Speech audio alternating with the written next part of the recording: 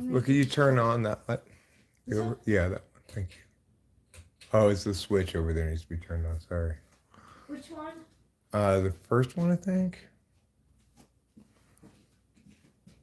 Oh, no, it's the second one.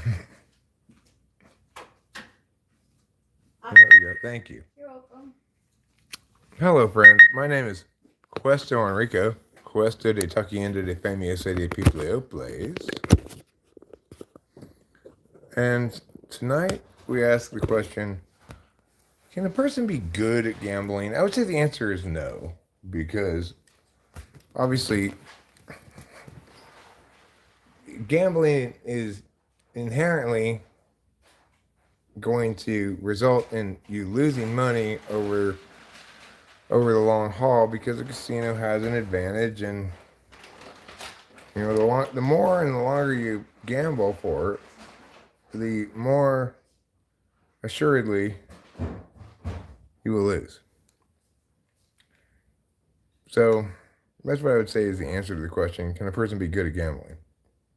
And yet, having said that, I have good results at gambling sometimes, and overall, like since I moved up here, I went and gambled multiple times, and definitely considerably up over the whole duration of it. But tonight was a special occasion, okay? Because when I say I'm good at gambling, I mean like last time I went gambling before tonight, I went to Turlock Poker Room. And I was there for hours, and I broke dead even to the dollar. So I was like, well, I guess I'm pretty good at gambling. I didn't lose any money. But that's, and that does qualify as good at gambling. If you go to the casino and just break dead even, that's a very successful gambling trip. I love you. I love you too, darling. But it's not as successful as tonight. Tonight was a very successful gambling trip. Now I'm going to turn on the TV and get the live stream up on the big screen. Hopefully we'll have a few people show up, maybe, It appears that YouTube is de-emphasizing me again, so from what I understand, it's harder to find, it's harder for, Ruben told me this actually, it's harder for him to get to my channel. So, I don't know what that's all about, but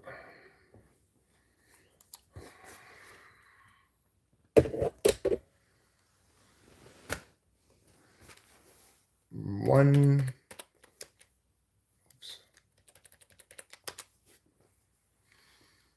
Okay, let's open this browser. So, I generally find that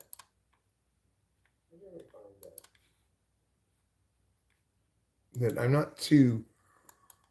That something that doesn't really impact me very much is the live stream. Like if I don't necessarily have a lot of attendance at a live stream, it doesn't necessarily bother me at all, right? Or because I've had so many instances where YouTube will get my hope up for a couple of weeks or a couple of months or something. Seem to be on my side, and then the algorithm giveth, the algorithm taketh away, But because I've been doing this so long with so little success overall, hi there, Yosh Singh. Because I've been doing this for so long with so little success,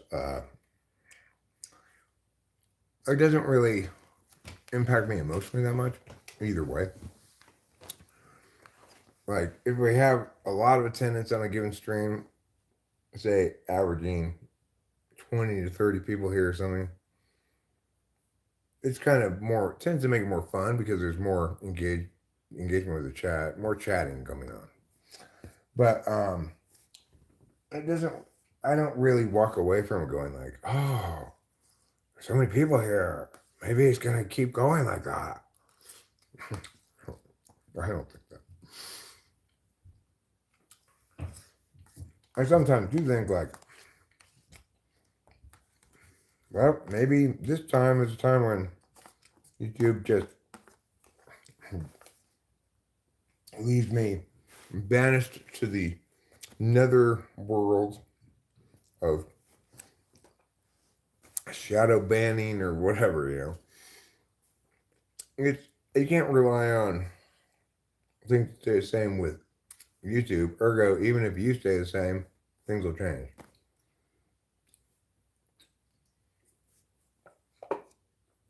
But tonight, I'm going to tell you about my night gambling in a second. I'm going to reveal the exciting truth of the matter. Okay.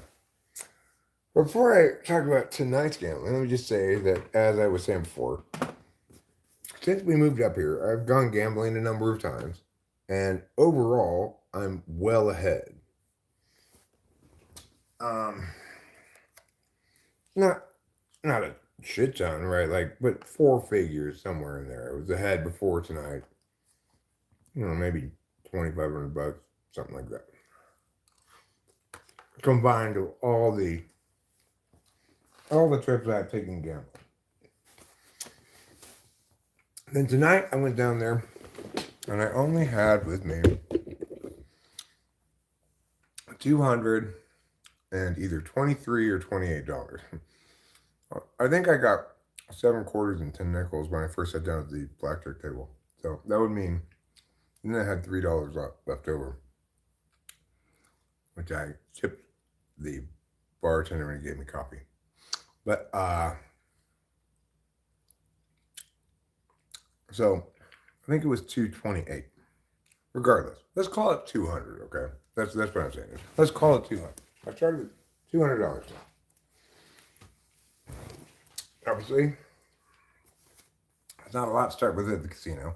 I was actually planning on taking out another couple $100 if I lost that 200 right away. But I didn't have to take it out. In fact, I played for hours and hours and hours. Look at this. I started with $200 and I cashed out for $2,500. Crazy. Crazy. Right? I just kept winning and winning and winning. And like I said, I sat there for hours. Thanks, DDS Mike. My normal thinking is the longer you gamble for, the more sure you are to lose. But I kept going from table game to table game. And I'd be like, well, shit, I got $1,200 now. I should up with $1,000. And I'd be like, okay, well, just take the 200 and see what happens. You know, if you lose it, then you just cash out the $1,000. Anyway, I ended up I was at $2,750, and I did it again. Okay, well, take the 250. If you lose it, you cash out 2,500. That's what happened. Yeah, crazy, huh, GDS Mike? Oh yeah. I mean, I guess that's what makes you a good gambler is knowing when to leave and leaving. Either knowing when to leave because you lost what you planned, all that you planned to lose already, and time to go. Even if you didn't get there that long ago and it's kind of a long drive, it's time to go, you know. Or you go, well, you do like I did tonight. Wow, I'm up quite a bit. But I'm still having fun. I'm playing with house money. I'm going to keep this chunk and make sure, you know, if I lose this, I'll just still have this much. I got all the way up to $2,500. You know, got all the way up to $2,750, and I lost to $250.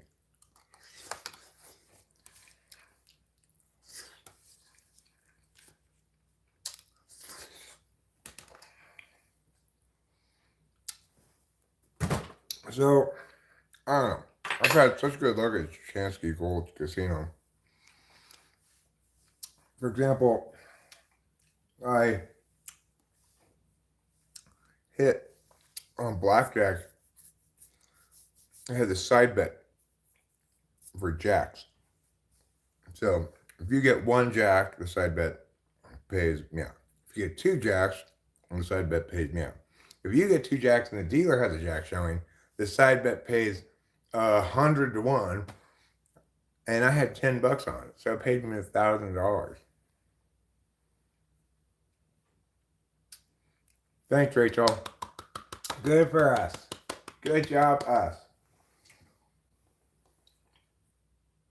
I was like, oh my God, because you see the first jack, and I go, another jack, give me another jack, and then there's the other jack, and they're like, now you get a jack, and then she turns over the fucking jack. It's crazy. I was having a lot of fun. I also got a straight flush and 3-card poker, which pays quite a bit. I don't remember what it paid, but then most of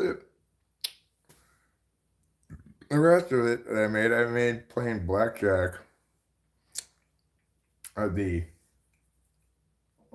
$25 minimum table. I was playing some hands for $100, 110 with a side bet. It was very high stakes for me, but I started out at that table because I figured, well, let's see if I can double this 200 and then I can play for free. Morning, bud. I'm smoking doobies, drinking cold Mountain Dew. Greetings from Milwaukee, Wisconsin. We're gonna do it. As any rule will break it. Give us any dream, yeah. We're gonna make our dreams come true. That's where Laverne and Shirley were from.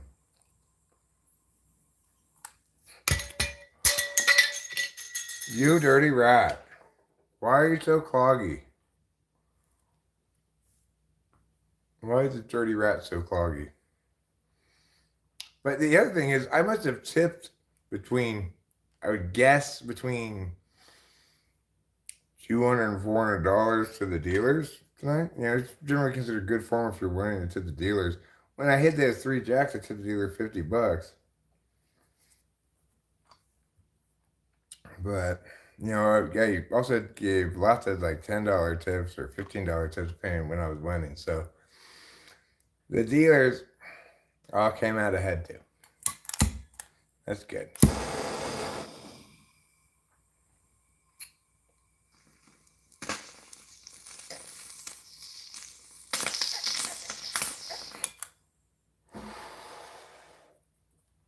And what?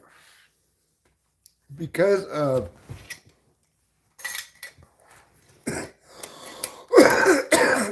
because how I was doing things, which was sitting at a table with a certain amount at one game, and then if I lose that, I go to a different game, or if I like doubled it or something or reached a nice round number, then I'd chip out, go to another game. Because I was doing that, I ended up like chipping in at many different tables for hundreds of dollars each of them. Each of those counts as play, independent of. It's like they don't measure that whether you won that money or not, right? So, from Chuchansky Gold's casino perspective, I like bought in for well more than $2,500 because it's like I'd go to one table, I take out my $500 purple chips that they'd given me and say, can I get 2 100s, which then I'd put back in my pocket, and I get then 200 quarters and 100 nickels, shit like that, right? So my Chuchansky Gold reward program thing is gonna be, I'm gonna get lots of free offers in the mail now, and I bet they're gonna upgrade me from River to the next level. Because from their perspective, I gambled a shitload of money tonight, even though I didn't really. It doesn't feel like you're gambling money when it's the house's money, right? the part that you've set aside to continue to gamble with, anyway, it feels like, well, it is basically free money. So might as well continue. Wax? No, it's not wax. I do use a torch, but not because it's wax. It's just regular weed. I got these different homegrowns, different strains, and but these bowls. These bowls that I have, this is not the only one of these. I bought like 4 or 5 of them, not knowing at the time that they had this issue. These bowls have a narrow urethra. Bro, I go crazy with house money. That's why I suck at gambling. I respect a tree guy. Who is a tree guy? Me? Oh, you mean smoking weed? Yeah, I smoke a lot of weed. I don't work on trees, though. I do have a chainsaw, but I'm scared to use it or even try to use it. I bought it and I've never even taken it out of the box.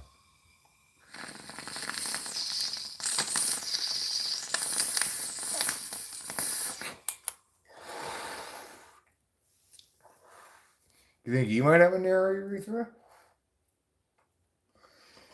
Well, I think the most narrow urethra belonged to Miss Narrow Urethra Franklin.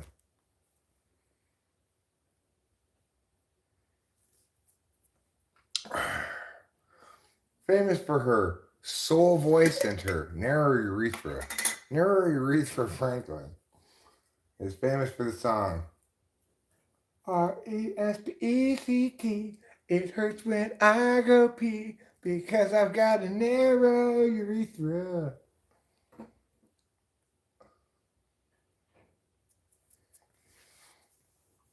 I can't help but notice the mic stand. You know, the music. Yeah, I play music and we have a PA back here. It's not just the mic stands. They're back there because the PA is back there. That's one PA speaker. That's the other PA speaker. But the PA is actually pushed up into the corner because I can't have it set up in the middle where it normally sits up all the time because of Rachel's trash can is right there. So I'll play a song for you in a second. And then you can tell me your honest opinion. You can tell me whether I suck a little or a shit ton.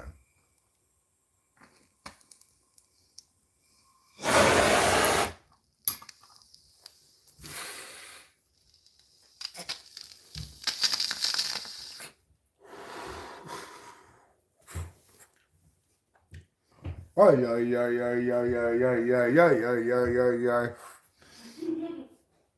It's a Native American bong rip dance.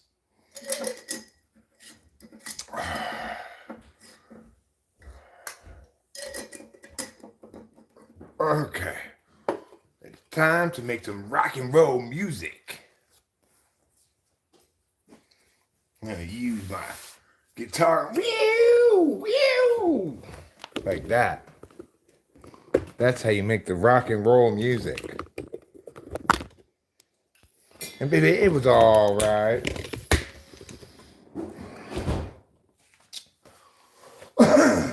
Yeah, it was all right.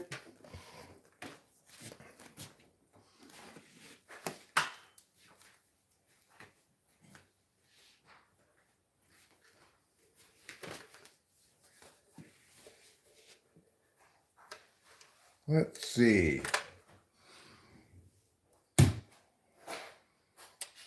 Well, if I'm only gonna play one song for you, okay, if I'm gonna try to earn $5, I'll play this one. It's the most popular song.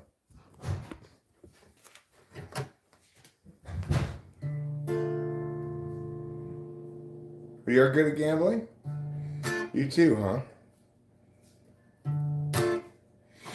He's Gregory in disguise, hands in his pockets. Now he's walking down the drive. Averts his eyes. He doesn't want you guys to realize that he's Gregory. in disguise, hands in his pockets. Now he's walking down the drive. Averts his eyes, doesn't want you guys to realize that he's Gregory in disguise.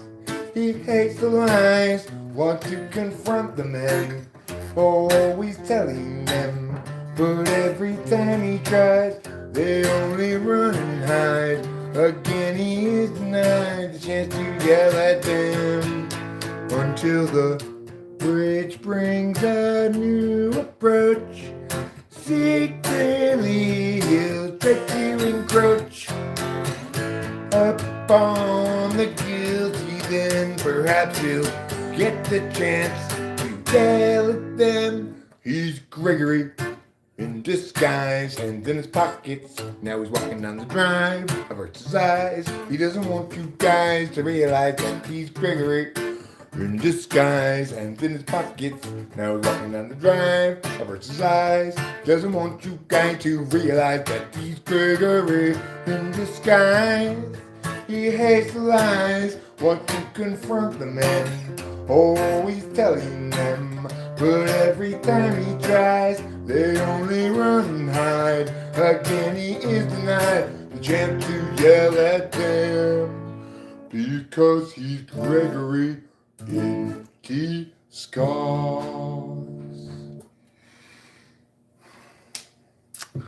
There you go. GDS Mike. That's for you. Thanks, Rachel. You're a sweetheart.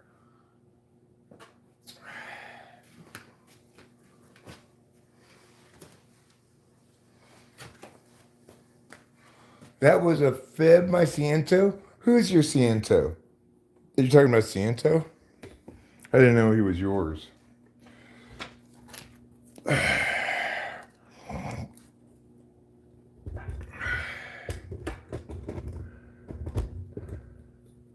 Let's get this thing. Thanks, Keisha. I don't have enough snow to listen to anymore. Thanks, DDS Mike. Very kind of you. 75%. That's a C. I'll take it.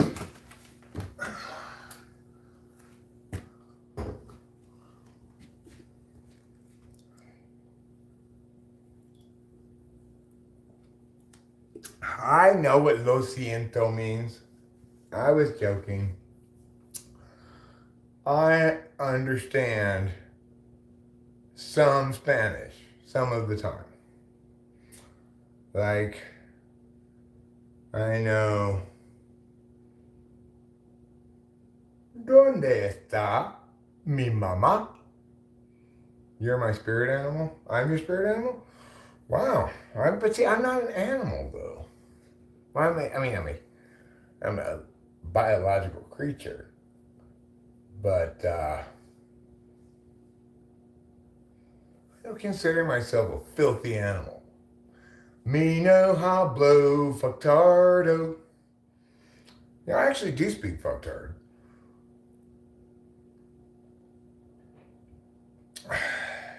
I do.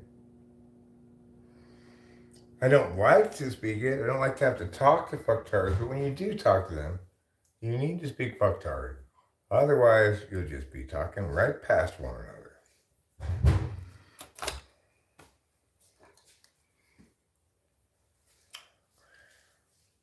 If that's your biblioteca, and this is the playa over here, and those two hats are your sombreros, where are we, my dear? We're in Mexico. What do you guys think?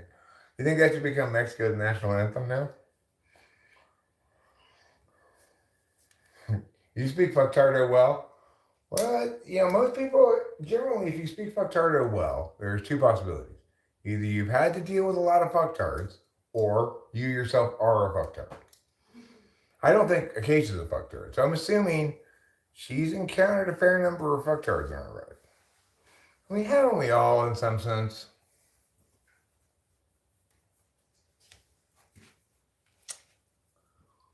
But I tell you who was not fucktarded, the casino. They did a wonderful job tonight. Did you hear, Keisha? Huh? I went to the casino with $200. And I came back with $2,500. Who's good at gambling? This guy. You can't really be good at gambling. You just get lucky, you know? You either get lucky or you don't. But I normally would have, like, left before I got that high, but I don't know. I was just having fun. I kept kind of, like, banking some money and keep playing with a little bit of the other money, you know? That's just how it all played out. It's by far my biggest gambling win ever. But I mean, who goes to the casino and 10 times their money, right? I went, ideally, if you're lucky, you go to the casino and you double your money. You have a great, yeah, I mean, I that's what I'm saying. It's like, I've gone gambling a lot since I moved up here. And most of the time I win, and I'm well ahead since I've come up here and started gambling occasionally.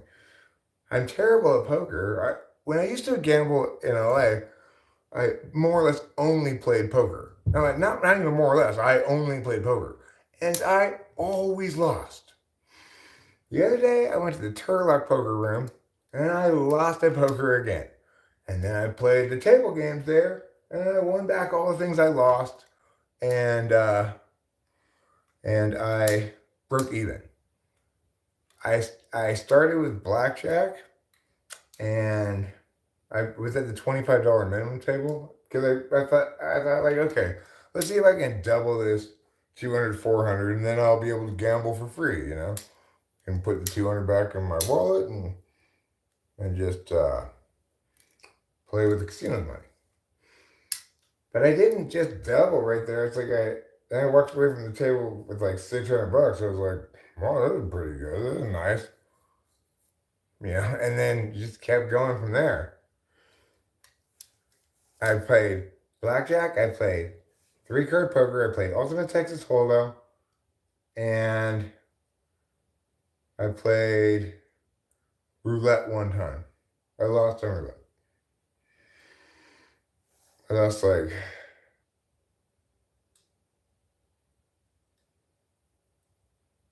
maybe $100 at roulette. I think I got $100 in chips for roulette, so I got lost $100 at roulette. You never gambled casinoly?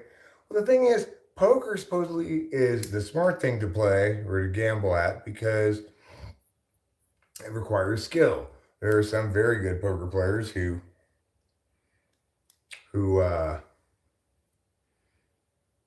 can consistently win at buy-in level or something, right? There was this guy at the poker room the other night who was clearly autistic. Not really autistic, but you know, like INTJ, like just very like, I'm going to do this, and he was so fucking good. He never seemed to make a mistake.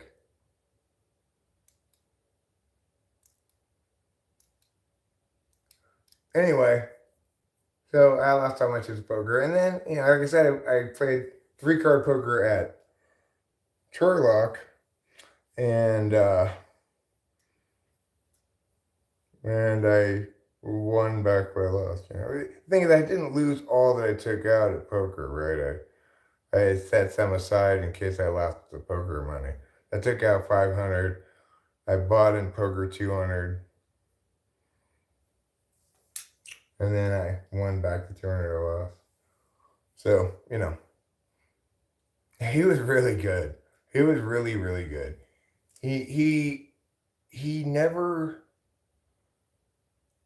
seemed to not know what to do either. It's like if you somebody bet into him, and like he didn't seem to bluff at all. Really, he just only played winning hands and folded all the time, except when he had the best hand. You know. So his stack just steadily grew and grew and grew. Had been up at poker for a minute or two there, but then mine just went down, down, down, down, down. Now he didn't really have any tells. I could see. I mean, I'm not good. I don't look for tells in people. I'm a terrible poker player. But I seem to be. I mean, I know you can't be this. I know I just got lucky and continue to get lucky many times. But at least for the last couple of years, I've been pretty good at gambling. The thing is, though, like now, I'm very satiated on gambling. By the end of the night, I was getting tired of playing gambling. Playing gambling, you know. It gets a little boring after a while. Because it starts to feel like work, you know. Okay, I'm going to try to manage my bankroll here, manage this. I get tired after a while. So I'm not going to go back to gamble again anytime soon. It feels like played out in my life experience now for a while. Because I went recently, and then I went again today. In fact, the $220 odd I had was leftover cash from the Turlock poker room that I had spent the other $250 or something at the hardware store. $282, whatever it was. So, good job, Chuchansky Gold. I don't really know what to do with the. I guess I should deposit in the bank. So I should do that. Or I could just buy like groceries with it and stuff. Sounds like the smarter the smarter choice. Yeah, it sounds like the smarter choice comes for blood.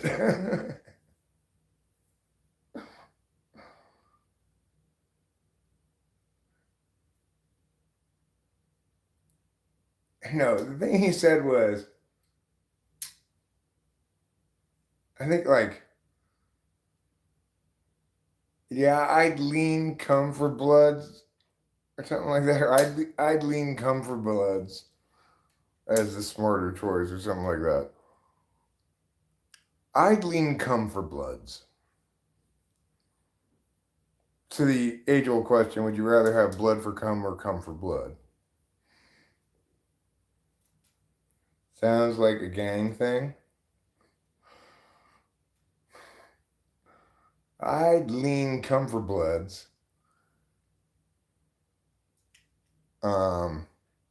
With Lil Payaso.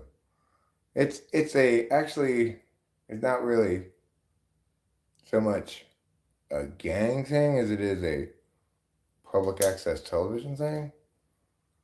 I'd lean come for bloods with Lil Payaso. What's up, homies? I'm Lil Payaso. Welcome to I'd lean come for bloods. So I'm Lil Payaso, and I'm here to talk today about whether you should choose blood for cums or cums for blood. Now, obviously, ideally, really, you don't really want either of those, but let's just say, you have to choose one as part of your gang initiation.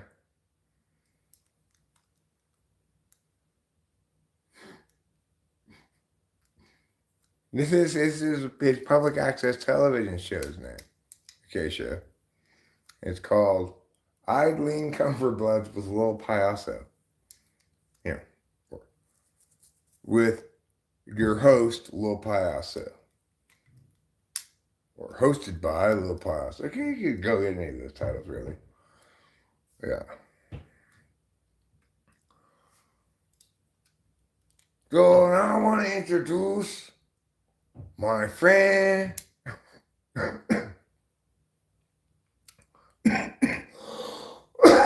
Doogie Howser. Doogie Howser MD is his gang name. He's like, I am Leo Payaso. Come over here and say hello, Doogie. Sup, Paul? I'm Doogie Howser MD. Let me introduce you to my other gang friend, Dr. Quinn Medicine Woman.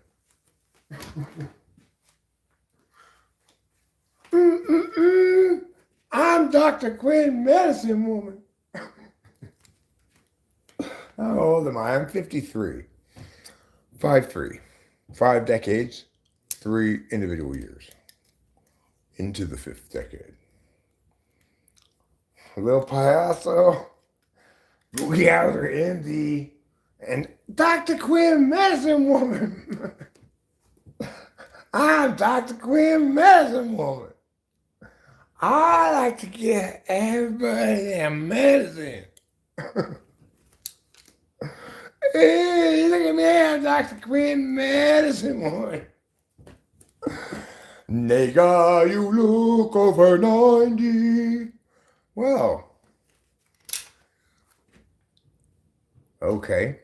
So you're saying that you're dismissing me because you think I look old and that I should feel bad about that? I do, Machiavelli. So bad. Gosh, I wish I were young and stupid like you. So, obviously, what I'm doing right now with my time is live streaming and having a wonderful time of it. What you're doing is going around and trying to piss on people. Well, you're never going to have a good life like that. That's not worth doing. Especially not when it's not based on anything meritocratic, right? Like, if you said, that thing you just said, Eric, about hot air balloons is factually false. I actually know a lot about it. And blah, blah, blah. No, I never did theater at school. I do like to do characters. Thank you, Tim. Thanks a lot. I do like to do characters. In fact, there were a couple of moments when, at the casino night, when I talked like Tiffany. Like, lost God. Only cheerleading, cheer. I got a CHEER in there. ¿Dónde está Rachel? She's, I think, upstairs, but she might be downstairs. Either way, she's in her bedroom or the master bedroom, one of the two. She says she's feeling better. She was feeling not so well yesterday, particularly, and some today as well. So,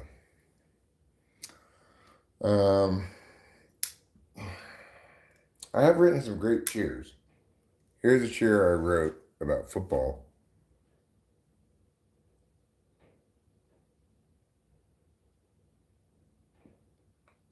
Double L ABT, double OF. Turn it around and what do you get? Football, hooray, football. What MBTI is calling INFJ? He is wrong. Yeah, you are right. He thought he was an INTP, but he didn't even really know exactly what he meant by that. And he did a poor job of rendering his genius idea into something people could take seriously. In other words, he wasn't very rigorous in his case building or his understanding or modeling of the thing, right? He still gets plenty of credit for being the genius that came up with the idea, but it's, there's stuff that had to be fixed. So he was an INFJ. You are correct, Tim. You've got good type instincts. He is as INFJ as they get. Did you know? And this is something that I guess there's one thing about him that you might go like, that seems weird for an INFJ to say that, which is the story he told about when he was a boy and he became angry as some other boys were like taunting him. And so he picked up one of the other boys and swung him around and knocked the other boys down, supposedly. This sounds like bullshit to me, but you know what? Just because I'm not that kind of badass don't mean, Carl, you mean, right? Maybe he fleshed it out after he died, but people kept hanging up on him during Ouija sessions. Quite possible.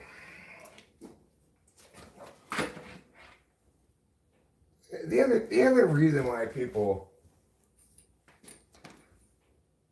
like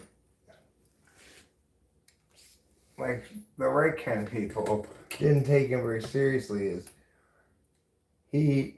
his genius idea about cognitive functions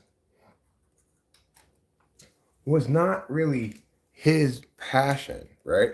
He was much more passionate about things like the collective unconscious and stuff. And that stuff's much more like hook'em, you know. That's your special talent? That sounds very INFJ. I'm also INFJ. I find the details of my ideas tough to put in format. TI is weak. But I don't think it's weak. I think you're being a little unfair to yourself. It's childish, you know? Like Rachel can have plenty good TI when she wants to, you know, or when it, as long as it doesn't get too, you know, INTP kind of dense, right? Hanging up on you.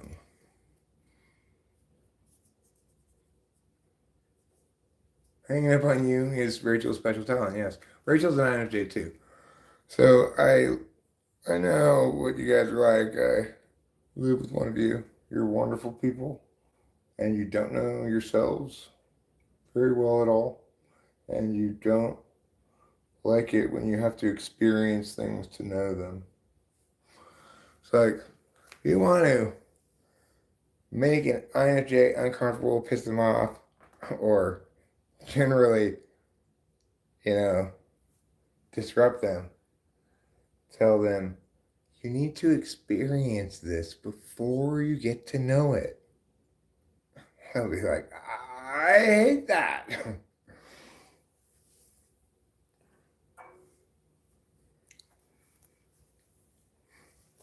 It's like, if you want to get a provoked reaction from ESTJ, you simply go, things need to be just one thing, and allow the thing to continue to be just that one thing.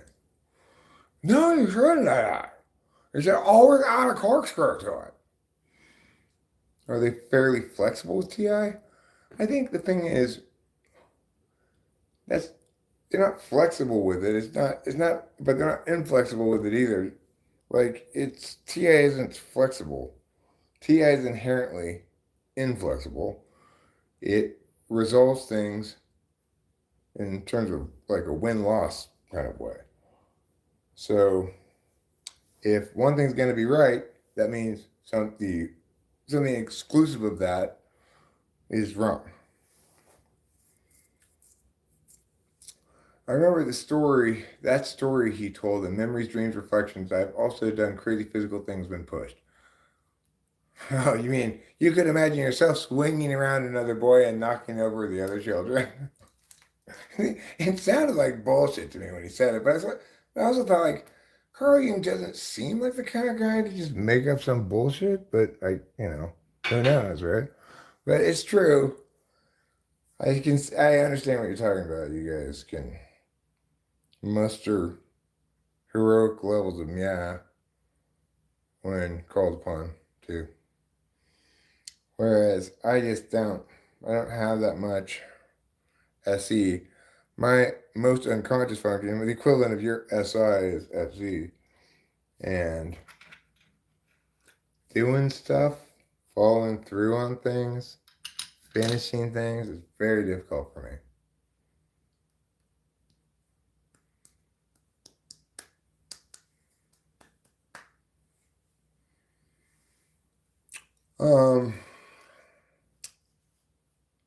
Oh, he, huh? Are you sure you preferred he over lol? What about tee? You think maybe you could have gone tee? He makes me think of that Saturday Night Live skit with Eli Manning, and he's on the witness stand, and the attorney is having him read back parts of his text messages. So he says like, "What are you doing?" Or "You up, cutie?" He. And then he goes, "Cool." Kewl? Yes. Cool. As opposed to cool. Do I prefer Tata or Tulu? As a goodbye, huh? Tata. I think you should pronounce Tata as Tata. I think it should be two. You need a space there.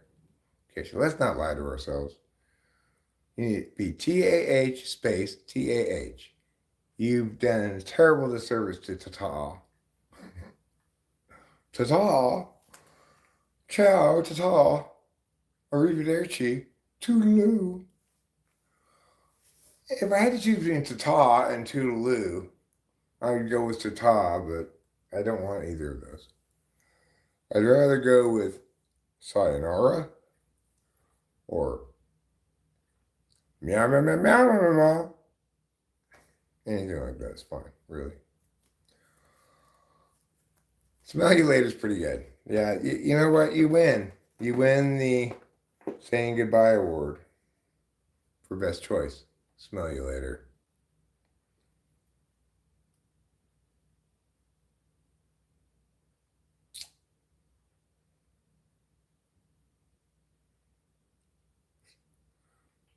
I'm going to make like a baby and head out of here, so smell you later. Smell you later, little stinker. Add those in and then turn around and walk away with a saucy jaunt. No, gee, that's just weird and no, that doesn't work. You've taken something beautiful and you've desecrated it by soiling it with your sexualness. Thanks a lot. Thanks a lot for ejaculating onto our altar of goodness. Now nobody wants to go near it. The little stinker is in the same gang with Dr. Medicine, Dr. Medicine Woman, Doogie Howser, MD, and Little Payaso. You got two Lulz. You got two doctors, I guess. Is Dr. Quinn a doctor or a medicine woman? No. The word you're looking for, G, is sacre bleu. Sacre bleu. SACREBLEU. Sacre bleu. You don't really hear people say that one so much anymore.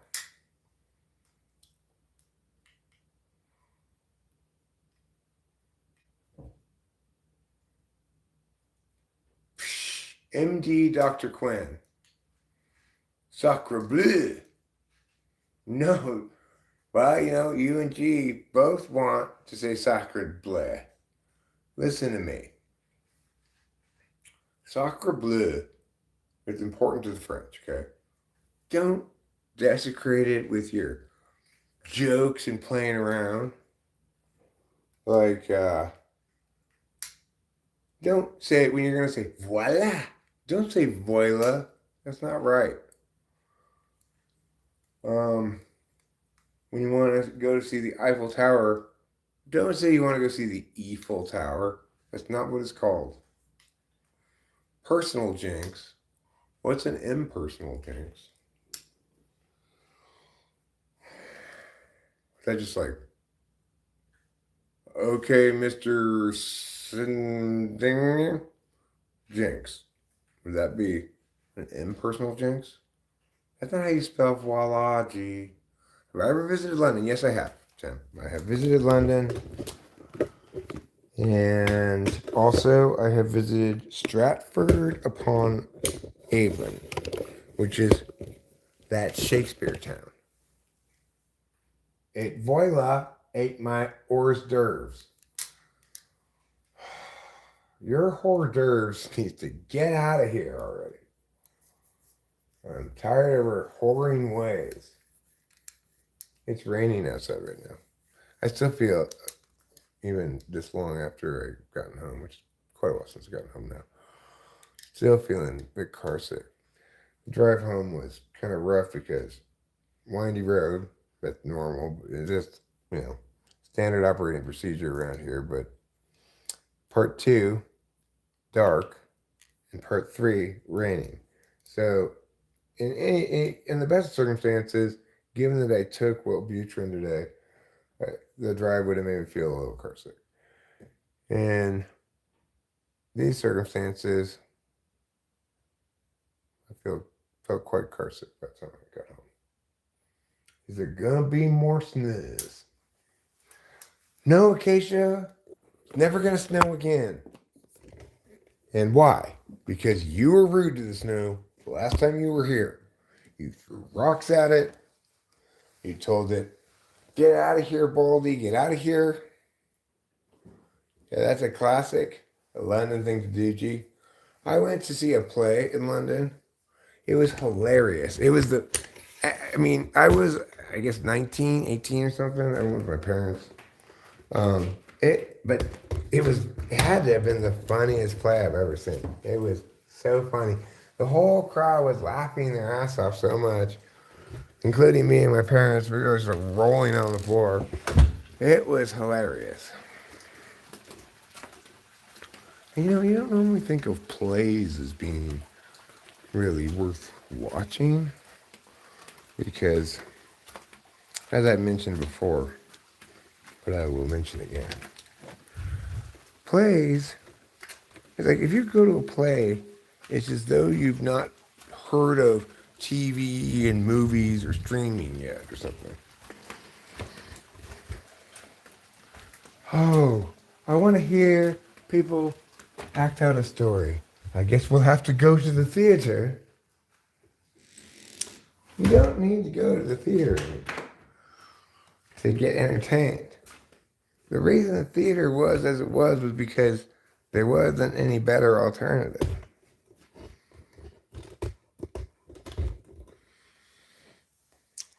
Through all those rocks, built a horizontal snowman.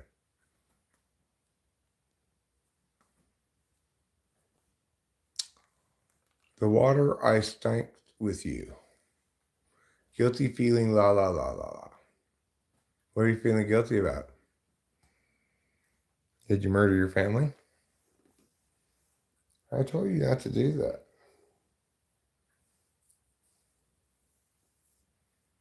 I told you, you're going to regret that. Gee, don't murder your whole family.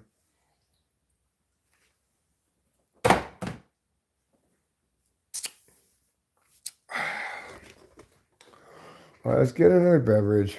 Let's take a couple of Tylenol. And, I'll probably not stream a super long time here. Okay, I'll have another one of these. That's fine. I don't want to really switch beverages. So once you get the taste of this in your mouth, and you don't want to have something sweet, really. You were in your mind. Well, you know where I am? I'm in my body. Where I belong. Like a sensible person, G. Yes, but theater can sometimes illuminate me. Complex psychological issues or characters. Also, liveness is exciting. Yeah, I'm just kind of joking about plays. Going to the theater is it can be like a great night out, right? If you get a good play like the one I saw in London. But plays have to deal with the fact that one plays cats. It's like there's some incredibly dorky plays. So I went to go see Menopause the musical. My boss got me free tickets, and she was so excited about me going to see it and seeing what I thought about it or whatever that I felt obligated to actually go for at least a little while. Figured, we get dinner down there, etc. I could not sit through any more than at most 20 minutes of it. It was just so impossibly bad in all of the ways you expect. It seems like you could probably obviously have terrible media, terrible examples in any medium, right? But I don't know, there's just something super dorky about plays. Like the way that people act kind of exaggeratedly because they're using like a stage voice to speak to the back of the room.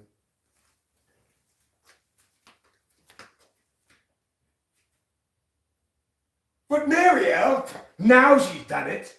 Like that, like that shit. Wilting fallopian tubes. Listen, G, you also can wilt and wither, you know?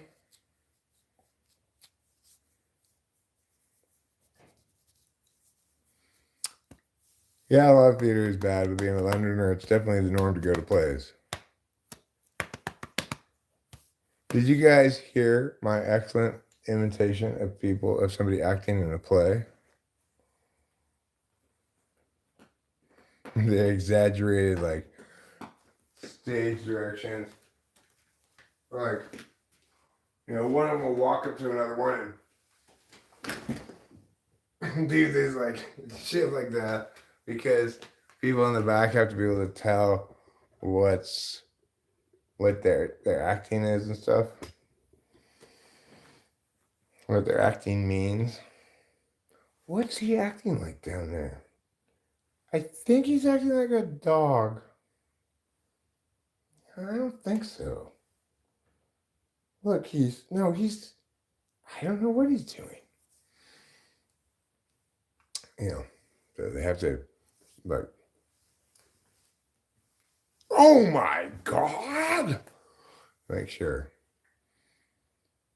Holding their bellies, doubled over laughing, yeah.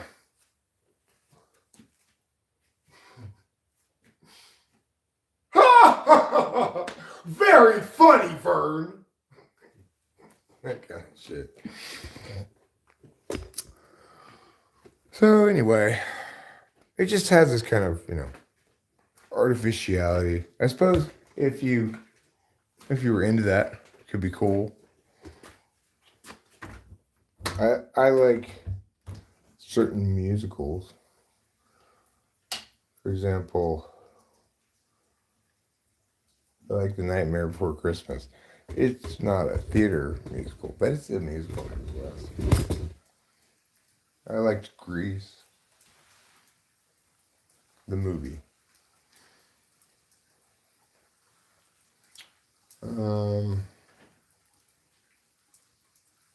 At least I think I did. It's kind of hard to evaluate Grease, I guess. I know I watched it as a kid, but I think I found it kind of hard to evaluate then, too. It's got some good songs in it, though. No doubt about that. Like that one that goes, "You're the one that I'm, yeah." That one. You know that song? It's called "You're the One That I'm, yeah." Ooh, ooh, ooh.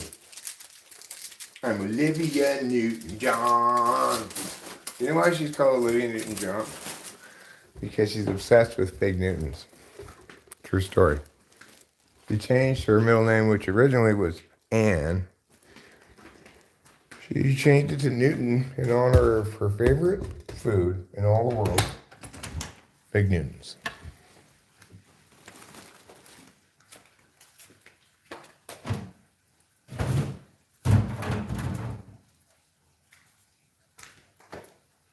And then, since her middle name sounded like a last name, she decided to change her last name, which formerly had been Johnstinian, into just John.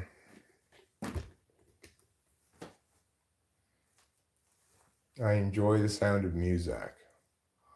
Like this acting class. Thanks, Rich.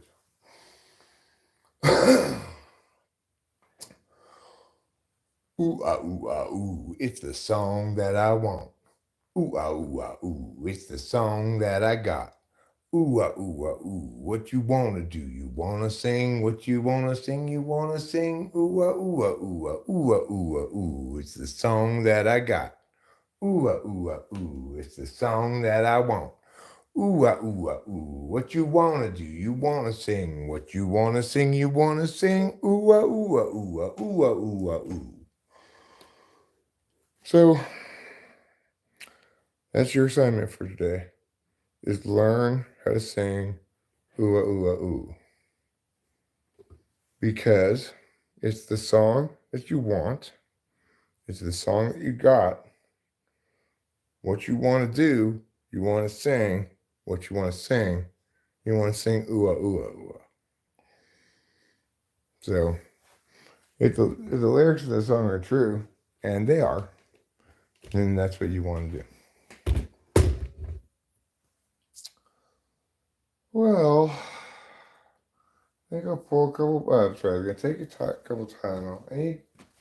Probably should just get a water, but this is fine. This is mostly water. Coors Lights. I mean, Coors Edge is about as watery as a drink as you're gonna get outside of water, probably.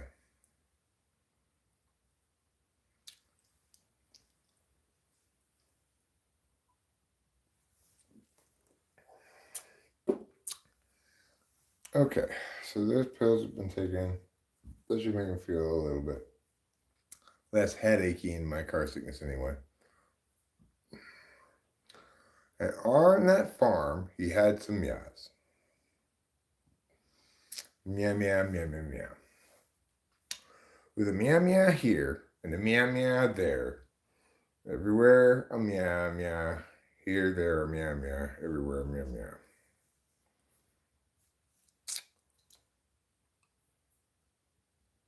I took those Tylenols. What else am I doing? I guess I'm just generally kind of getting ready to crash here at some point.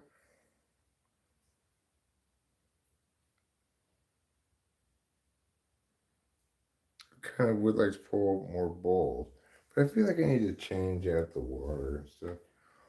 I don't know. It's kind of gross. I need to clean this. I'm tired of having so much bong resin in my lips. Just get out of my lips, you biggity bong resin.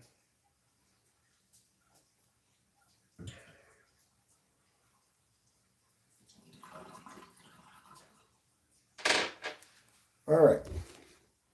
Watch as I clean and learn the ways of hygiene. I, Eric, will teach you, whoever you are, the ways of hygiene.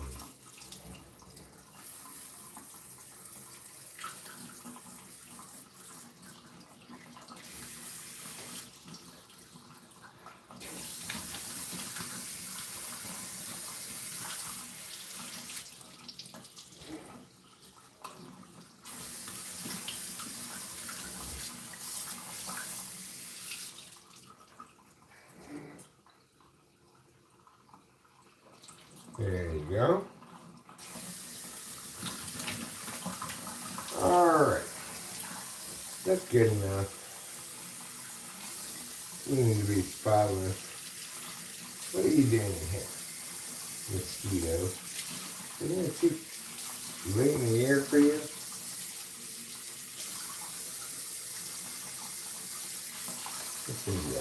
Okay. Now let's get this. Clean that out. Let's get this and chew me out. Good. That's the problem right here. So much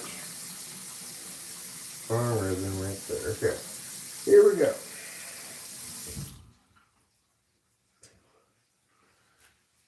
Wow. What a lucky gambling night I had. It's crazy. It's like unreal, you know?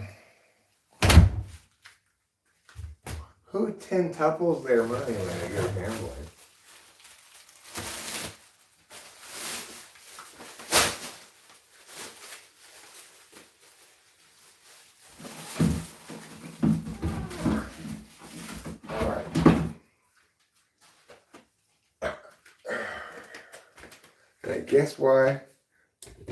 I guess that's why they call me the Blues. Here we go. Close Bloody Marys. He can't ban mods. Hi, Mr. Carto / Mr. Cartoffel. I'm not making you a mod, no.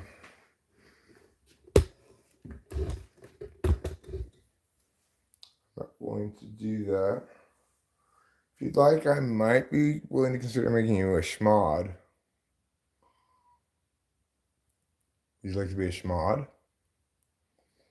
I hereby deem you schmod of the year. Hello, Machiavelli. How are you? I hope your evening has been going well since last we spoke.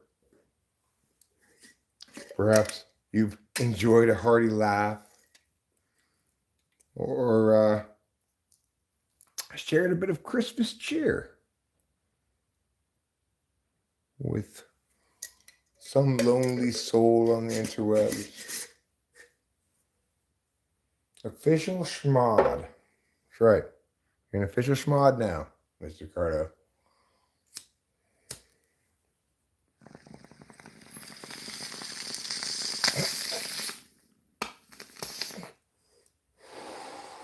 I shall now smear campaign and join the haters. Sounds good.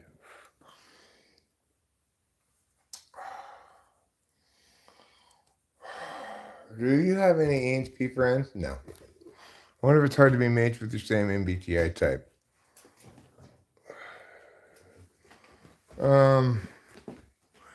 I think it's hard for ENTPs to be friends.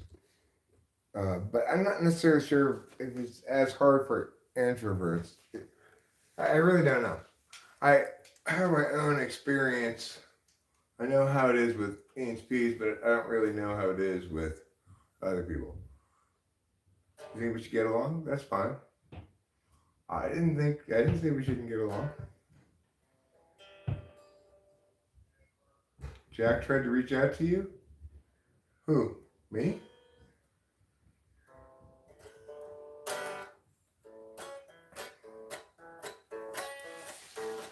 You might call me a rambling man. You do a lot of thumbing and kicking cans, but it won't do an answer good to call me names. You might call me a good time fella, but I ain't no black and I ain't no yellow. Just a white boy looking for a place to do my thing. I'm gonna find me a wealthy woman in a line of work that don't click no woman. I ain't got much to lose, but a lot to gain. You might call me a good time fella, but I ain't no black and I ain't no yellow. Just a white boy looking for a place to do my thing. I don't want no handout living, don't want any perk, anything they give. I'm proud of mine and all the songs you sing.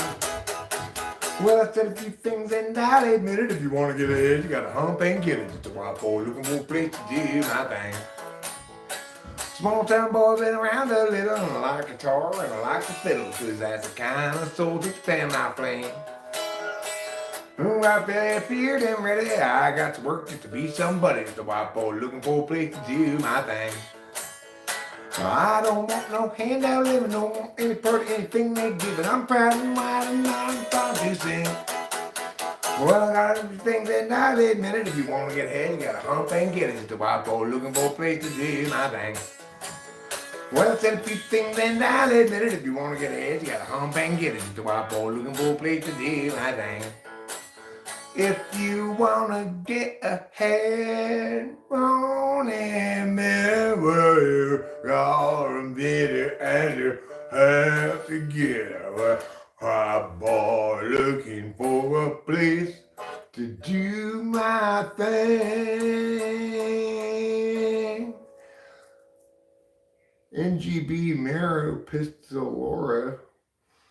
are you on some sort of public service announcement routine here or something? Or are you just saying you have a problem with that and you want us to help you or something? I don't know. You'll have to clarify because currently you're being unclear. Sorry, but you are. Oh, my 3 teeth tell you, huh? Well, NGB, Mero, you are not just wrong. You are also an idiot, and let's all sing along. Yes, you assume you know things that you don't. And even though you're just trying to provoke, you will always be just another idiot to me. Yeah, you're dumb and that makes you sad. So you go out in the world and try to make other people feel bad. But instead you ran across me and I exposed your weakness, you see, and I show you what a fucking turd you are. Yes, that's a song for you. You earned it. Congratulations. Well, NTB, you are hereby hidden. All right. Then I won't hide you. Fine.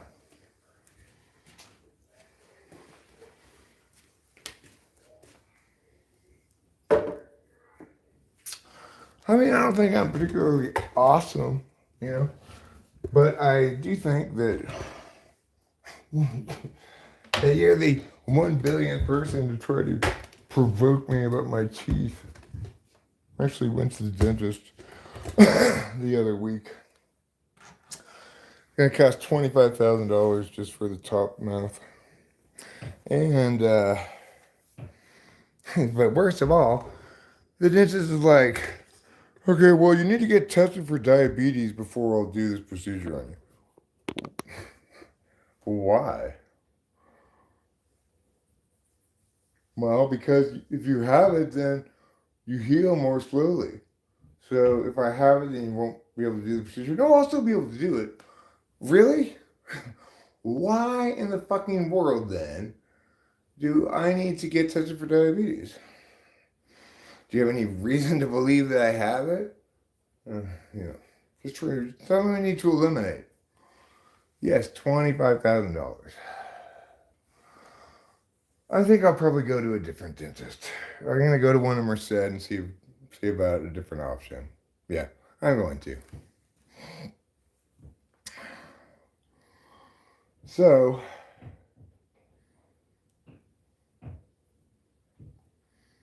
you went to Whittier? Oh shit, bud, you're local? I'm local to where? Oh, you're around Merced? I'm in Mariposa. I went to core school to go to the dentist, but I think next time I'll go to Merced. Yeah.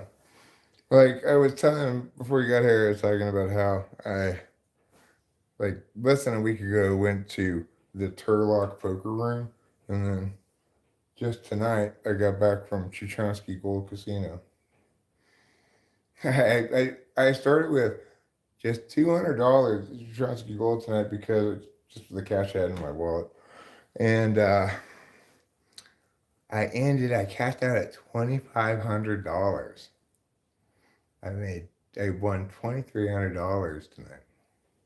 I'm in a pretty good mood, obviously, about that. I just kept gambling for hours and hours and hours.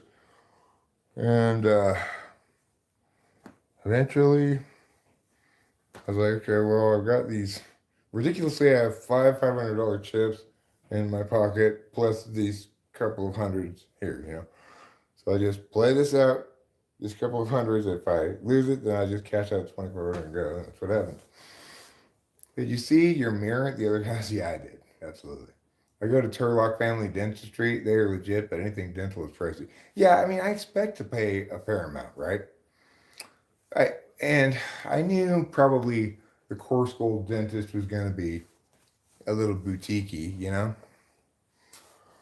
So, but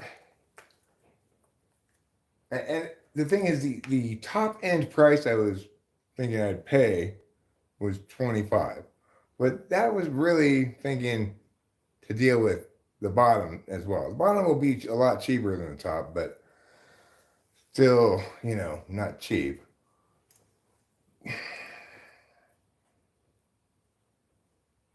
I don't know.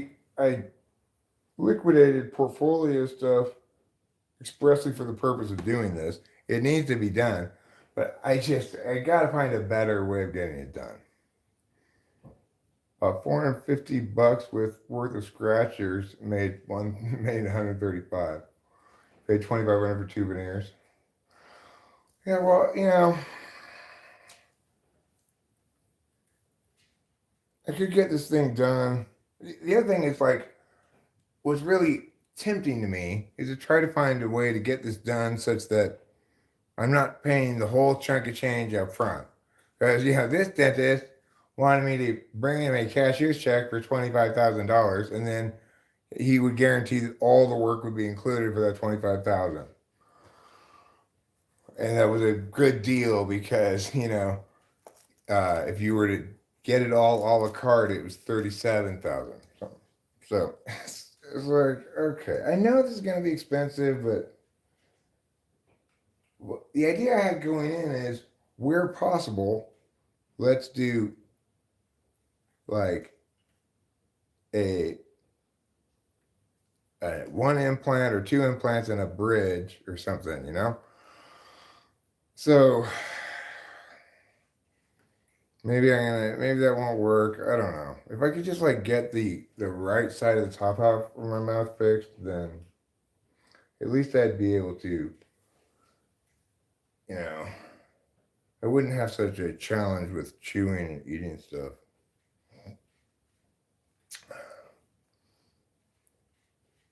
Oh, I don't have any insurance. I'm not expecting to use insurance. Go to Mexico and you'll look like a celebrity for 5K. Well, I don't think I want Mexican dentistry. I can go to someplace a little more low end than coarse gold and probably get, it's like if I could get the top half done for 15, right? What this dentist wanted to do is pull out all of my remaining teeth and just do a all in four, it's called. With 4 implants, they do the whole top, right?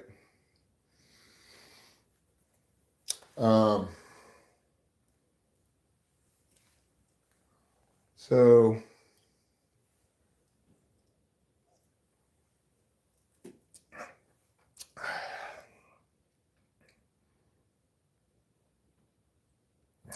I don't know.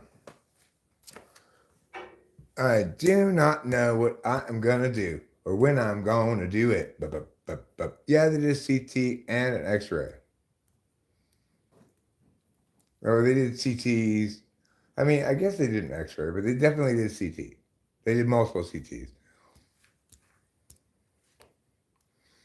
It's like he says that when you don't have teeth over here, then your bone starts to retreat some, and mine's very close to my sinuses, so I don't know whatever that means is whatever it means. The thing is, he was going to sedate me on a combination of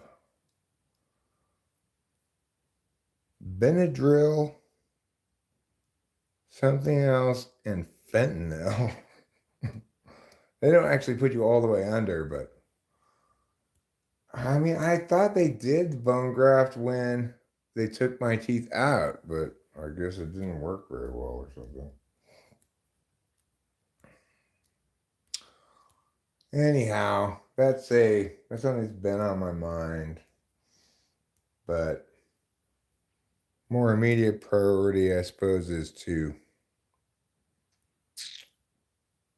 I'm supposed to paint the other house tomorrow. So I said I was gonna do, but I didn't expect to stay out this late or be up this late. So now I know I'm gonna need to sleep for quite a while before I actually make it over to 7112 and paint. Yeah, painting's not too bad. I paint all the inside walls white to brighten it up. Dave Porter came and visited. He wanted to go look at the place, and he had some suggestions. He strongly advocated painting it, make it look less dingy, and we should replace carpets because we got those big stains on it. We might put down area rugs. I don't know.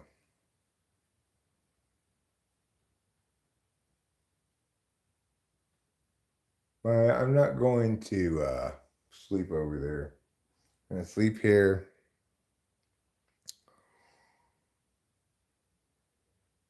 And,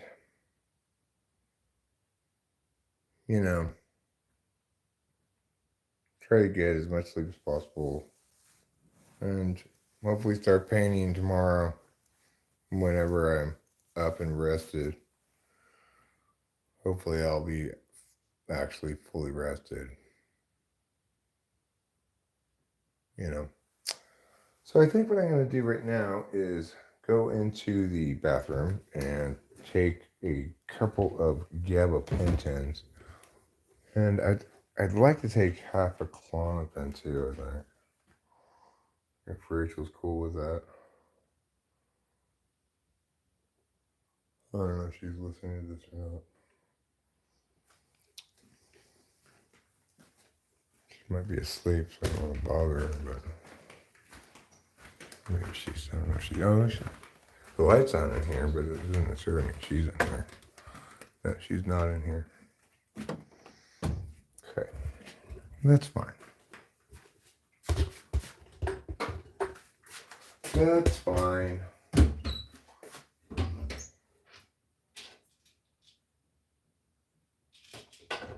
It's fine, so fine. Like strawberry wine in the neighborhood.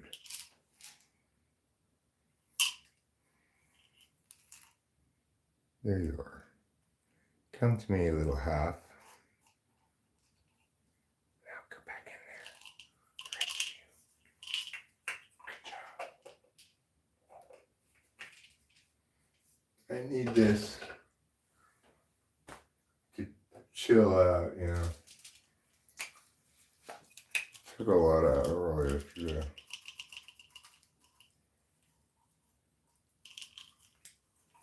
Because, I was tired, but I didn't want to be, but I wasn't tired enough to sleep. So I didn't want to just be half-assedly sprung. Being sprung probably helped me to do well at the casino, I guess. I don't know. Made me more patient. Stay there longer than I otherwise would have. Thanks. I found it. Thank you.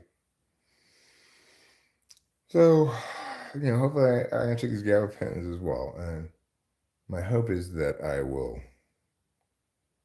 will take flight on the gossamer wings of a sleep dragon into the land of slumber, where I will dream away about lollipops and fairy tales.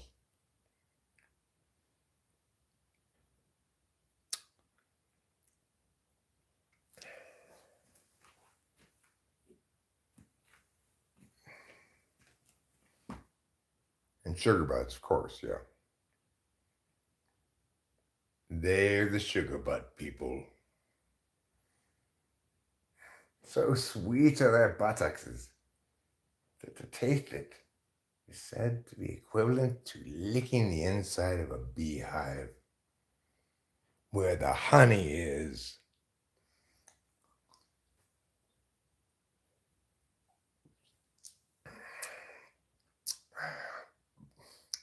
Why does your ass cheek taste so sweet? Oh, I didn't tell you. I'm of the sugar butt people. The sugar butts? Yes. We are proud people.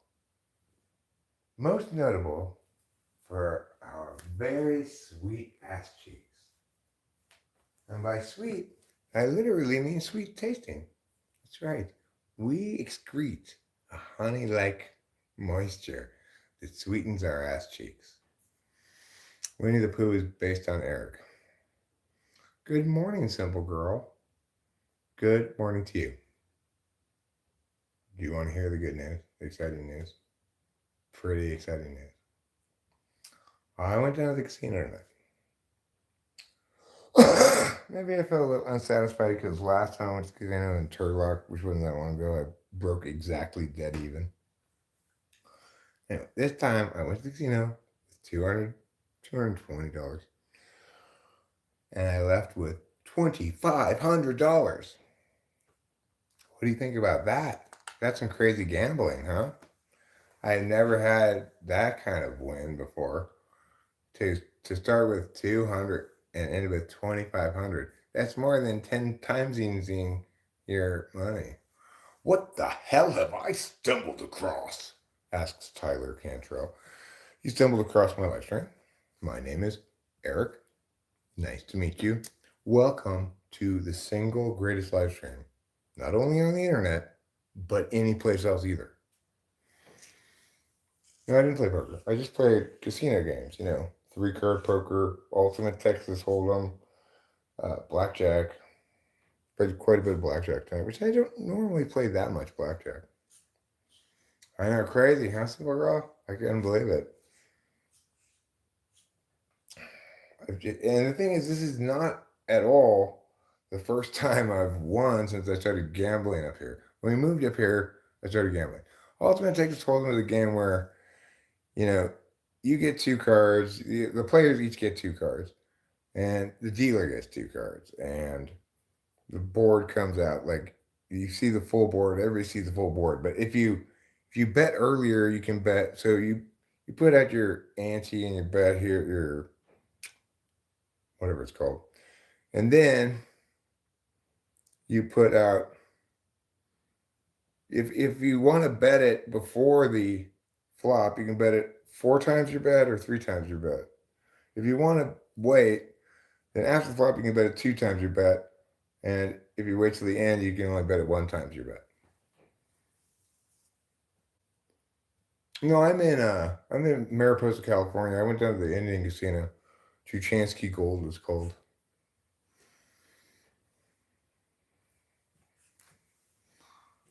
Chuchansky Gold. Because it's part of the Chuchansky Indian tribe's native traditions to run table games with slot machines as a form of entertainment.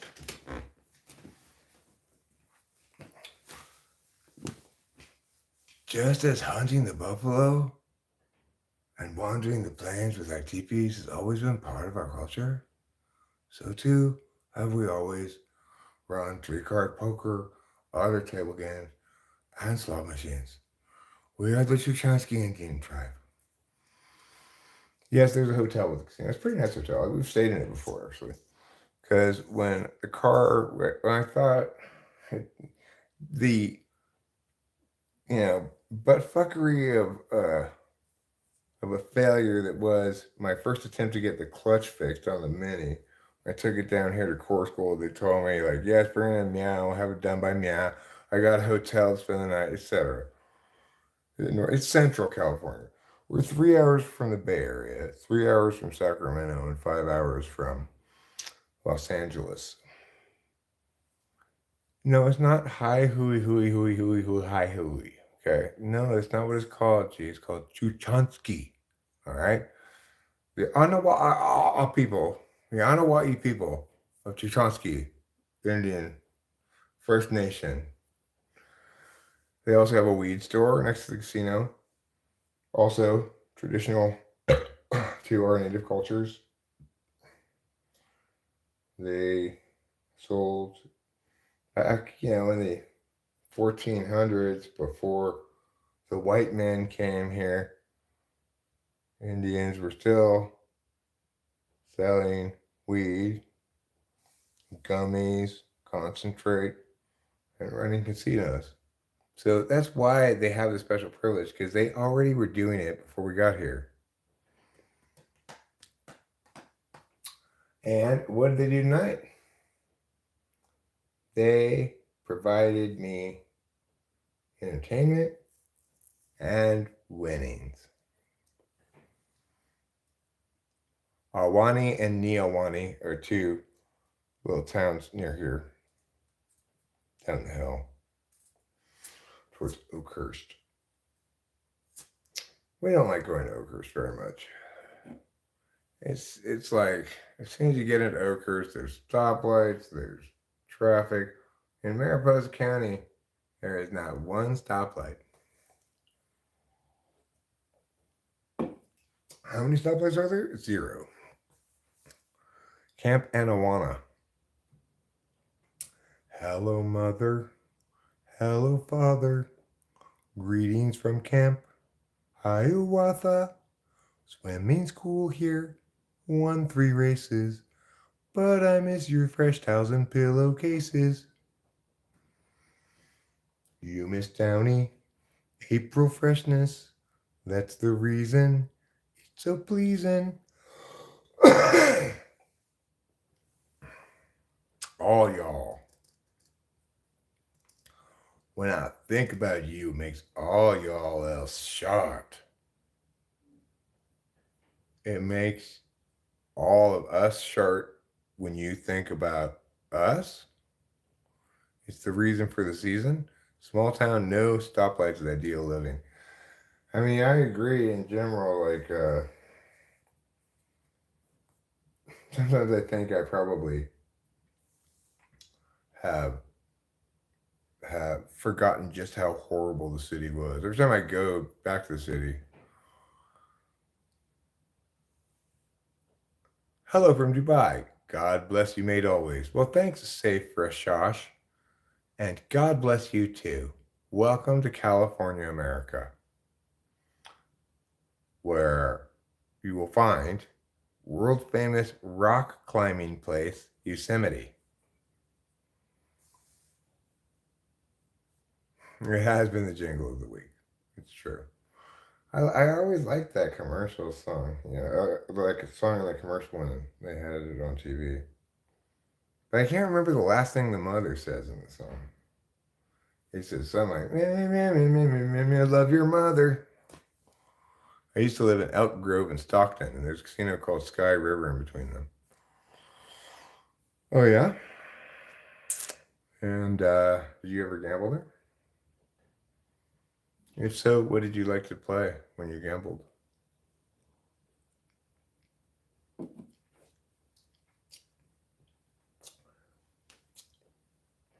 But you know what? If we're going to replace it with a jingle, let's go with classic. Let's go with Summer Fruits. Summer fruits, it wouldn't be summer without them. Take them and see, freshness to be. Summer fruits, it wouldn't be summer without them. No, it wouldn't. Another jingle that's been common lately is I believe in crystal light because I believe in me.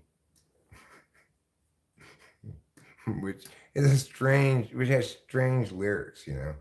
I believe in crystal light because I believe in me. That doesn't make sense. If we were to say, I believe in myself and my power to drink crystal light, that would make more sense. Because I'm sure it's hard to choke down. I don't know if I've ever had crystal light, but I imagine it's quite terrible. We played blackjack and pie guy. I played a lot of blackjack tonight. I am you, are we all crystal light? I am, you are, we are, you are, we are always crystal light. I don't have the lyrics, Acacia. You've got it all wrong. And here's what I want to know.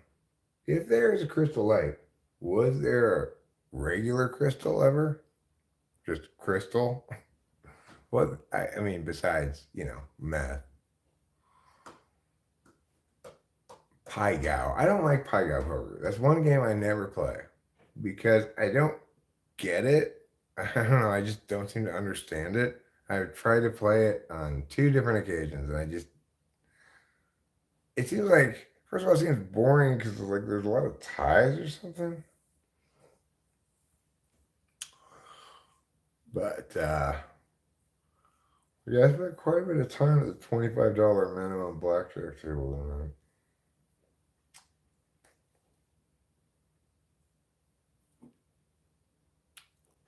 I don't know if it's still available. Maybe they should have a section of the supermarket just for old stuff that you remember. Tab, Crystal Light, Crystal Pepsi.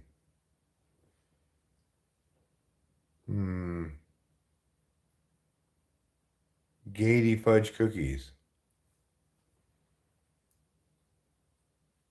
You know, old stuff. Stuff from before, back in the day, when things were different.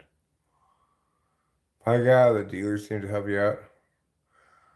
Yeah, I mean, I remember I was at one Pie Guy table and it seemed to be like one of the other players didn't seem to like that the dealer was explaining stuff to me or helping me.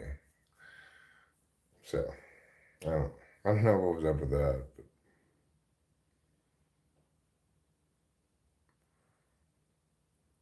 Sugar butt people, sure, they have babies like anybody else. The only difference is their babies come out with butts as sweet as honey. Blackjack dealers will help you out there. If you say, what's the book say on this? You know? Well, I mean, all the tables I was at tonight, you know, people were either just like in their own world or friendly. Mostly pretty friendly, you know? I had a good time. So there were several occasions of like high-fiving other players at the table and a big thing happened. So, you know, that's pretty interesting. It's Saturday night, so relatively active at the casino. Lively, I mean, you know.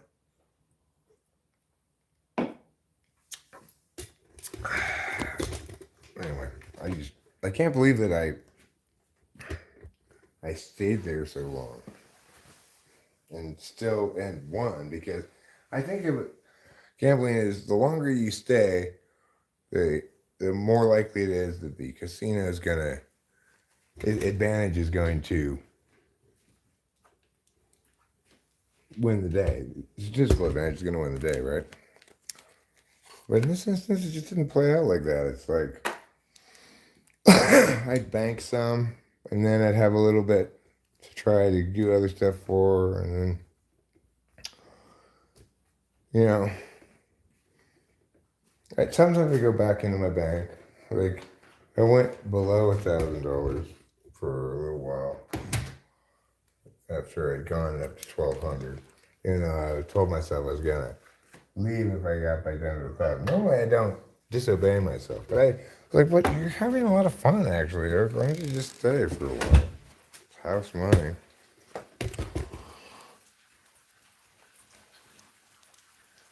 And they did. And voila!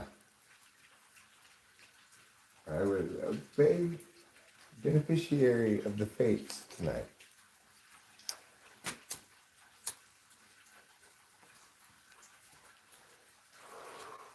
It made me feel like a real fancy hombre to have in my pocket 5 purple chips, $500 chips. I'm not that kind of high roller, you know. I don't think I ever had a purple chip before.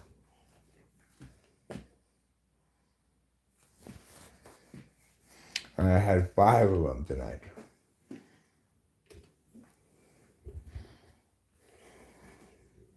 Yeah, well, there's this weird thing where people go like, "Oh, you took the car that I wanted to have."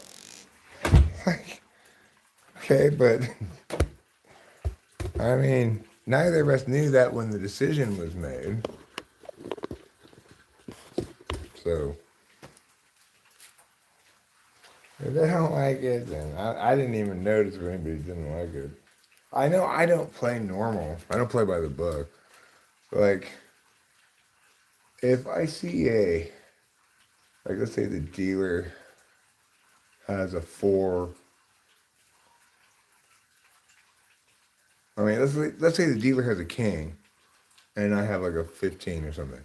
I'm not gonna hit that probably. Most people seem to hit those, to assume the dealer must have 20, right? A lot of times the dealer does not have 20. I don't think I think I'm gonna bust if I hit. So let's hope the dealer doesn't have 20 and busts out. You know.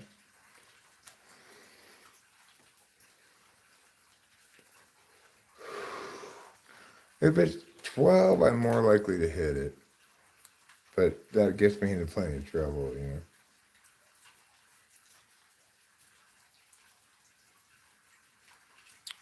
Hello. I don't have my glasses in there. Let me get my glasses. I'll go inside and get them so I can read what people say in the chat.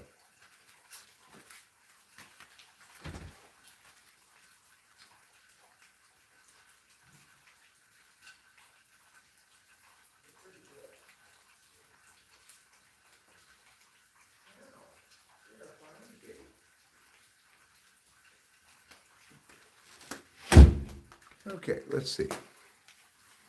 Get her done country fan. Fun. Get her done country fun. Morning guy. Morning to you. Unless you're saying you're a morning guy, or perhaps you're saying you're a morning guy. Hitting that king's sugar butt. Acacia, it's one word capitalized. They are the sugar butt people. It's obviously a proper name. Proper noun.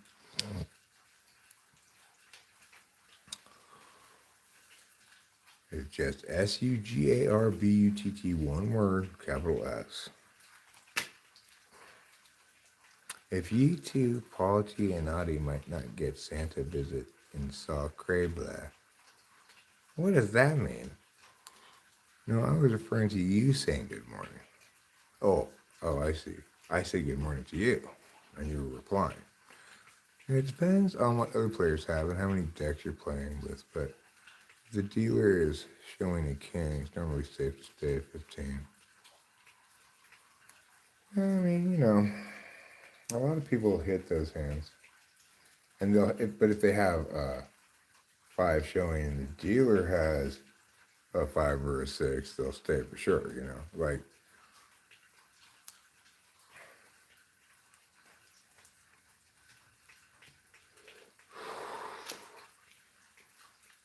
but anyway, it was fun. Blackjack's pretty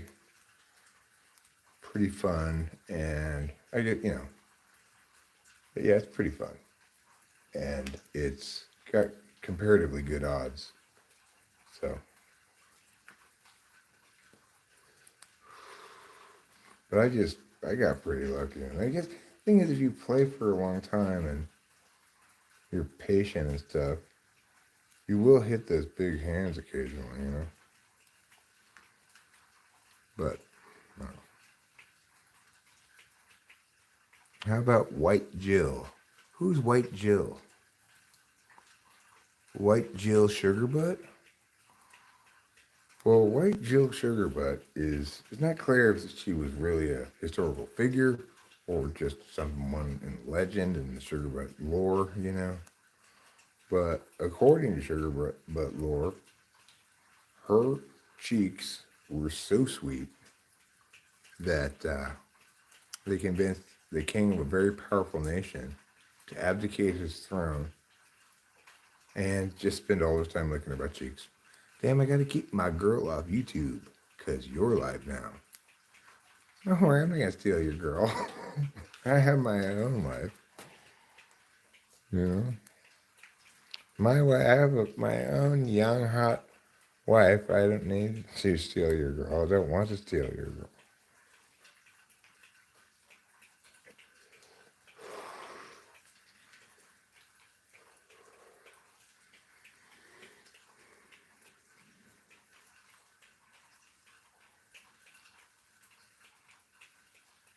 She's the queen of the sugar butts. And you can send me dead flowers in the morning. Or you can send me dead flowers on my mail. Or you can send me dead flowers at your wedding. But I want flowers on my grave. Thanks, darling McParlin, McSmarlin, Farlin, darling Warling. You're my honey, sweetie, hun sweets. Johnny's Honey Pie is a song that was dedicated to the Sugarette people. It says, you know, in respectful admiration of the Sugarette people, because they're a tribe, you know, they were an Indian tribe, but they look mostly like Europeans. Some of them look like Asians. The important thing is that none of them look like Native Americans.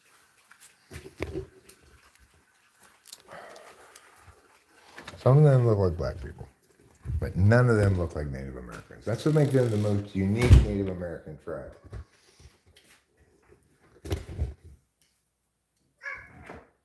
The Sugarbutt tribe once laid claim to nearly 1,000 miles east-west and 1,000 miles north-south of America.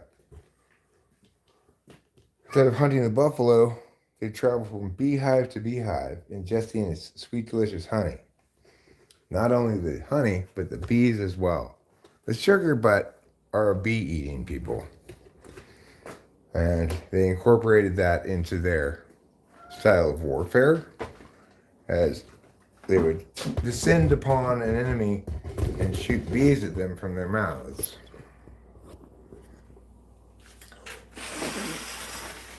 Just a shit ton of little bees coming out. And of course, the bees are in kind of symbiotic relationship with the Sugarbutt people, so they don't sting the Sugarbutt. A Sugarbutt person can have as many bees in their mouth as they want, and none of the bees will ever sting them. But they'll be extra mad when they get out, and they'll sting anybody else they can find, you know. Kind of like how a Venus flytrap won't trap another Venus flytrap. And one reason for that is because that's not what a Venus flytrap eats. And another reason for that is because it's unusual for one Venus flytrap to grow into the mouth of another Venus flytrap. On the other hand, it's not unusual to be loved by anyone. Oh, I gotta ask anybody here who happens to be here happen to know this song. What song is this?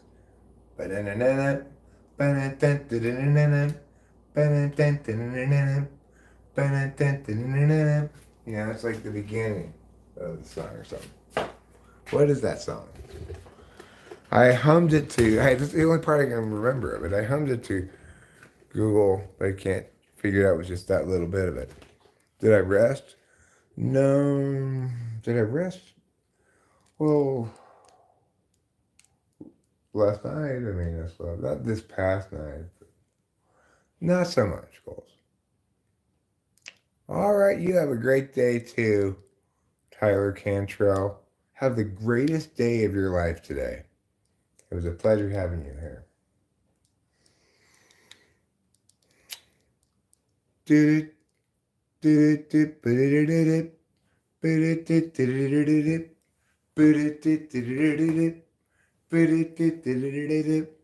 know that song. Rachel knows what I'm talking about, sort of like she goes, yes, I totally recognize that, but I cannot name that tune. For reals though. For really though. Well, I went to the casino, Goals. I don't know, it was yesterday evening. The football game was turning out terrible like the other football games in the first round. Rachel was sleeping, recuperating and stuff. And I couldn't sleep. And I was kind of fuming about my doctor again. It's like, imagine it being like horns, right? Like a horn section. It's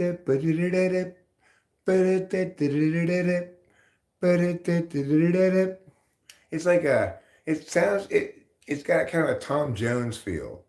It's not Led Zeppelin, believe me.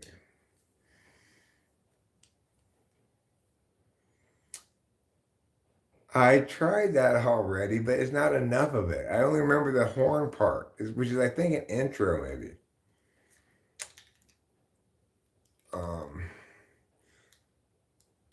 You can play the triangle? Cool.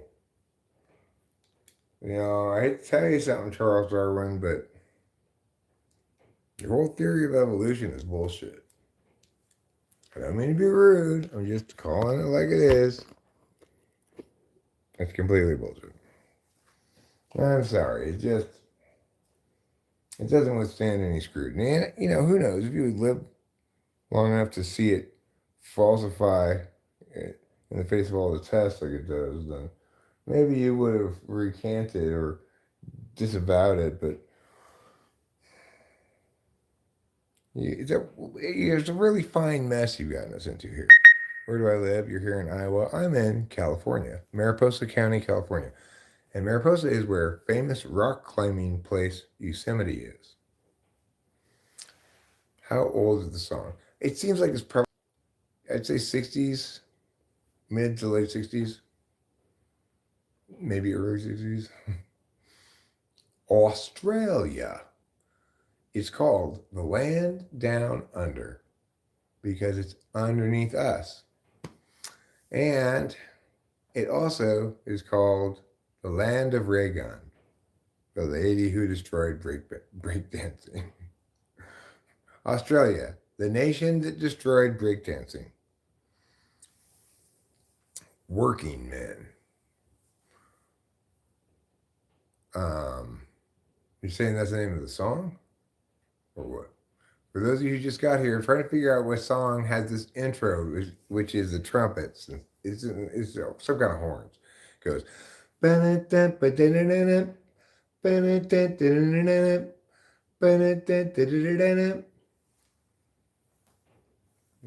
know? Nobody knows what that is. I can't ask Google. Okay, I tried that. It's not enough of the song for them to recognize it. So I'm kind of flummoxed because I feel like I should totally be able to identify it. It's got kind of the same feel as It's Not Unusual by Tom Jones, but it's not that song. Crystal, I did that already. I did that. It doesn't have, I don't have enough of it for Google to recognize it because it's just like the intro. Hey, is it Baker Street? Well, I don't.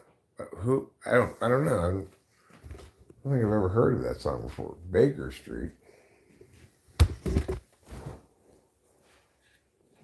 It might be like Chicago or something by Chicago. It seems like that kind of vibe too, a little bit.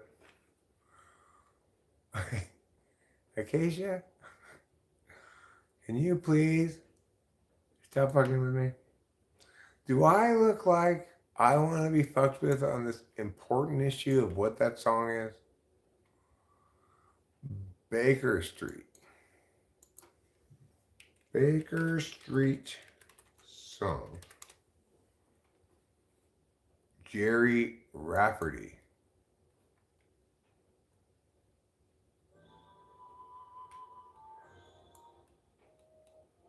It might be this song. Let's see. Let's find out. Get busy with it.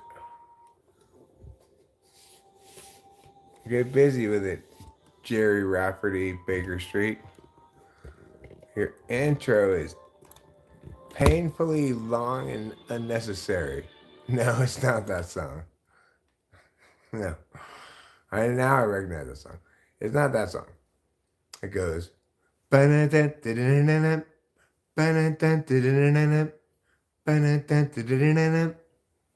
like a Tom Jones-ish, Chicago-ish song.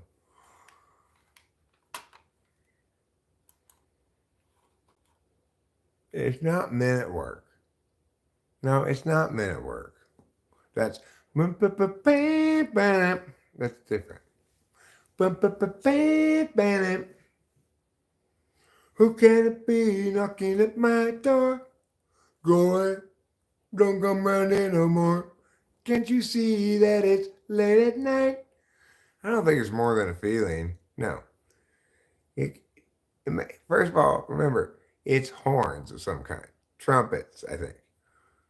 And it's more than one trumpet, and they're playing the same thing, right? It's like they're all playing this thing. It's like,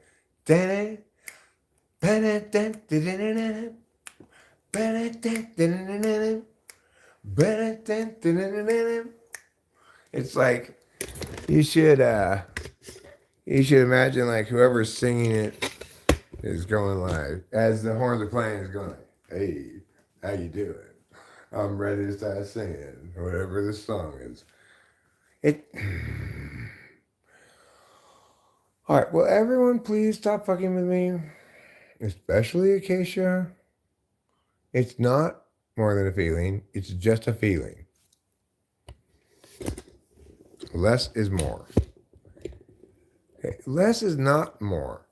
More is more. Less is less.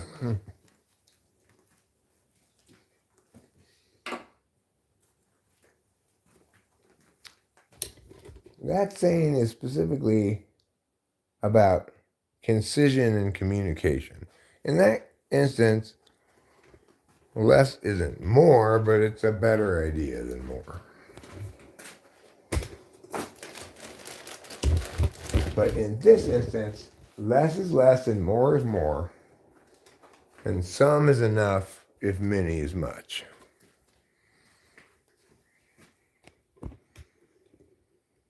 Make pizza slipper fingers. Typos me siento. I was a bit warlike. Oh, it's fine, Acacia. It is fine. I'm thinking 60s. You would like a Vegemite sandwich? Well, I've never had Vegemite, but I hear it's gross. I hear only barbarians and Australians eat it. What do you mean that's the same thing? I'm just teasing you, Australia. I think you're swell. I think you're swell as hell. You're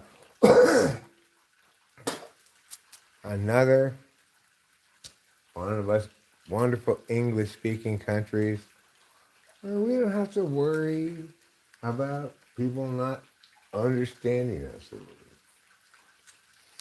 Why? Because we shouldn't have to learn any language but English. We mean those who are born in English-speaking countries.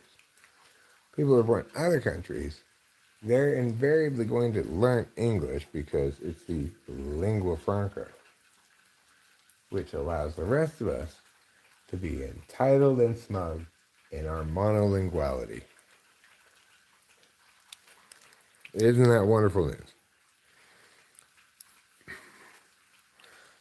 I don't know the name of the band. I think the decade is 60s, but it might be early 70s. It sounds something like Tom Jones or Chicago or one of those kind of bands that has a horn section in it, you know?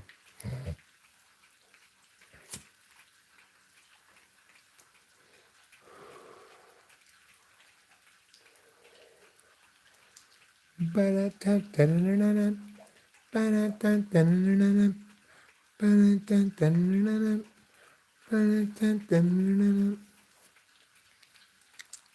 thing is, I thought I heard it in a commercial today. Is why I was like, "Oh, what's that song?" But then when I tried to rewind and find where it had played, I couldn't find it played anywhere. So I don't know what I heard.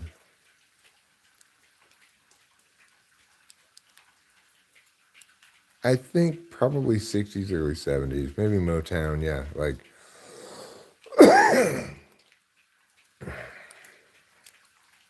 it's got kind of like a jazzy feel to it.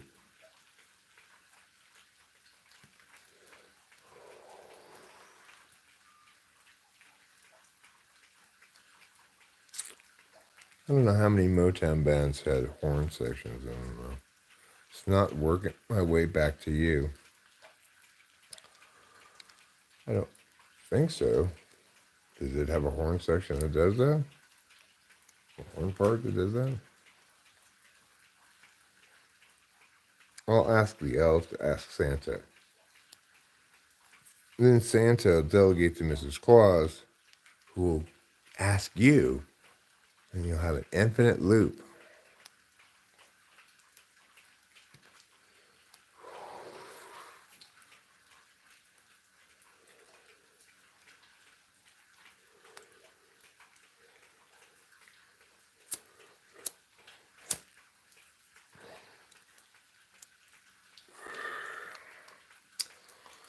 An infinite loop of butt fuckery is the best way to put those kind of things. Like what I posited with my doctor,